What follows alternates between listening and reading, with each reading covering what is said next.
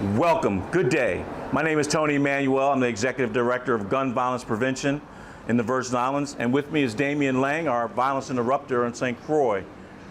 We're here at Government House, and we wanted to talk to the public just for a minute about the incident that happened at our housing community.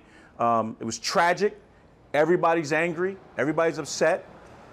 We are not in the business of investigating it or making a determination of who's wrong or who's right. We know that every story has three sides: her side, his side, and the truth. And so we want to make sure that we leave the legal piece to the courts and to the Virgin Islands Police Department. We want to commend the Virgin Islands Police Department for making the arrest very rapidly and swiftly. And we also want to commend the residents that helped identify who was involved in the incident to make sure that we bring this thing to a quick close.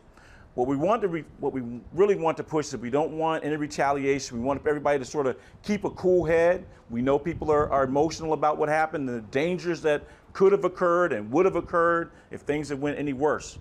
We don't want to see anybody get hurt. We don't see any. We're sad enough as it is that we have a young lady, dealing with some serious medical issues as a result of her being injured and shot, and her daughter as well. What we want to talk about how we respond to these kind of things and how they happen and how we have to take accountability and use some self-control. Our children, we love them and we care about them. We don't want anything to happen to them. And when they fight, they get into squabbles with each other. We tend to want to get in there and make decisions for them. Sometimes that's not the best idea. We want to pull them away from that situation. We don't want to encourage them to continue to fight. And we want these things escalating and moving on and on until the parents are also fighting. It breaks my heart what I saw. It breaks my heart that parents are encouraging kids to fight. It breaks my heart that we can't come to some peaceful conclusions when we disagree. We work hard.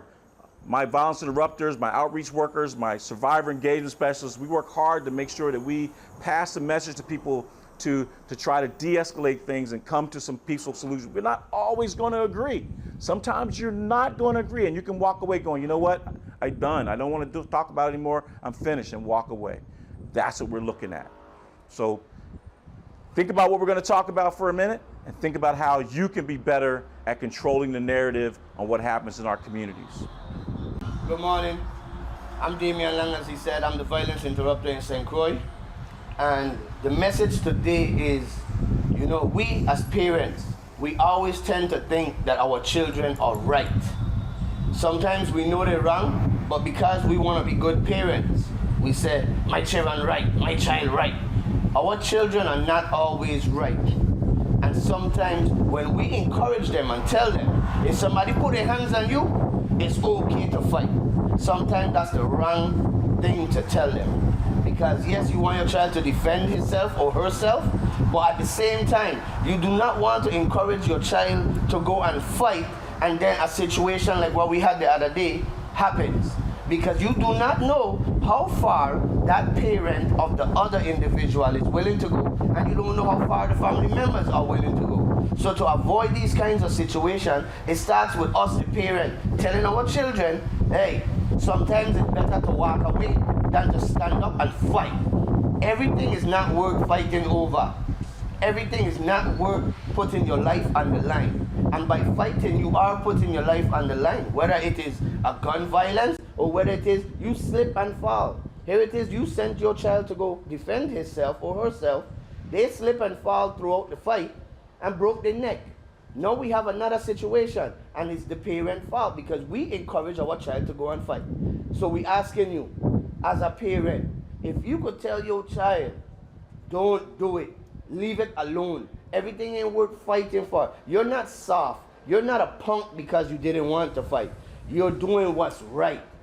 Now remember again, parents, school is about to open back up. We don't want to encourage our children to be fighting at home and then having to go face these same children in our school campuses. We don't want fights in our school. We want safe zone only. We want our children to be able to come to school and to be safe. We don't want angry parents coming in the parking lot trying to defend their children. We just saw what happened the other day. We do not want more of these situations. And by us, the community, sticking together and talking to our children, Each child makes a difference. So like my boss told you, please encourage your children to do the right thing. And remember, school is opening up. Encourage your children not to go there and fight, not to go there and be a fashion item, not to go there and be the flyest person in the school. Encourage your child to go there and complete school. Do what you have to do and come home. We want no fights, zero wars in our school zone. Please remember that. So parents, again, it's up to you. You have the handle at the end of the day. You are in control.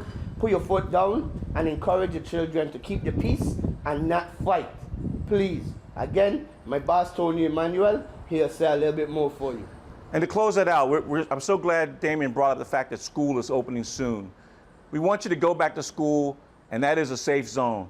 We'll go back to school, but be respectful to the staff and teachers. We have so many complaints of students that are just disrespectful to school, teachers, and monitors. We've been trying to do the training to make sure that they're as respectful to your children as well. But you have to support the school. Parents that are active in the school have proven that their children do better academically and without discipline. So we were looking for a really safe, good school year. Let's end the summer safely. We have really good numbers right now. We're down almost 58% from homicides from 2020. So there's good work being done by the police, good work being done by our community members. Our men on the turfs are doing great work. Let's keep up the good work. Let's keep our island safe. Everybody benefits if we have a safe island. Thank you so much for your time. Thank you for listening.